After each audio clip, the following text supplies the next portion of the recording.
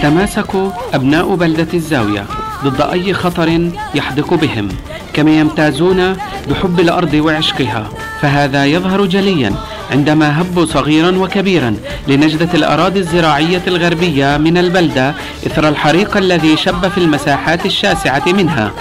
حتى المخاطر لأجل السلامة والصحايف اسمك كتبنا، يا الدفاع المدني فزعت بلدنا وعصفور الصحايف اسمك كتبنا، الدفاع المدني فزعت بلدنا. تحت الأجواء الحارة غطت غيوم الدخان سماء المنطقة، إلا أن طاقم الدفاع المدني والمتطوعين وقوات الأمن الوطني والشرطة والهلال الأحمر الفلسطيني كلهم يدا بيد مع شباب البلدة عملوا بواجبهم وانتمائهم لهذه الأرض الطيبة، جاهدين على إخماد النيران ومحاصرتها وعزل المناطق الآمنة عن المناطق المشتعلة والمحترقة وإخمادها والحيلولة دون امتدادها إلى باقي أراضي المواطنين.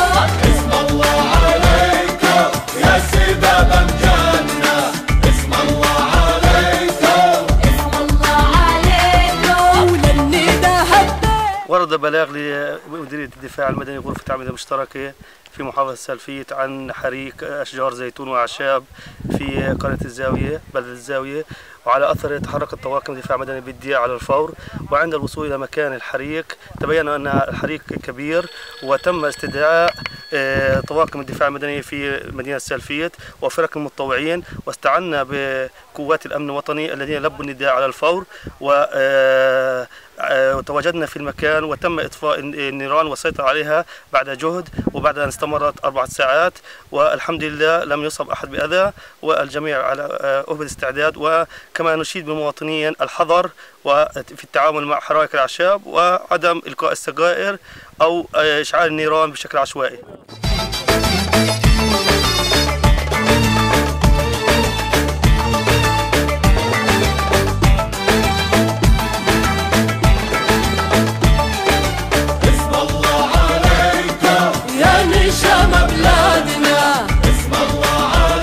ففي ظل الارتفاع الملحوظ بدرجات الحرارة لهذا العام نهيب بالمواطنين الحذر من إضرام النيران في بعض الأعشاب الجافة بشكل عشوائي، خاصة في حقول الزيتون، الأمر الذي يؤدي إلى فقد السيطرة عليها.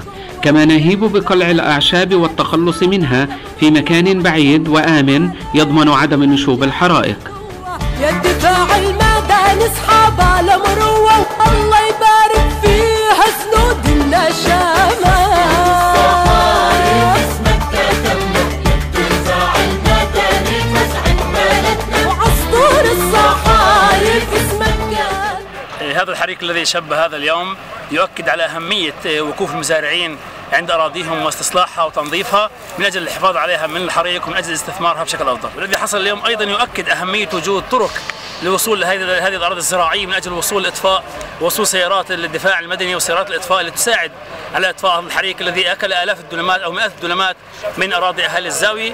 طبعا نشكر كل الطواقم اللي ساهمت معنا اليوم في إطفاء الحريق والسيطرة عليه قبل وصوله لأشجار الزيتون. بالتأكيد حصل خسائر في أشجار الزيتون للمزارعين، لكن الحمد لله تم السيطرة عليها قبل الوصول لأكبر قدر ممكن من الخسائر، والحمد لله تم السيطرة على الموضوع بشكل مليح.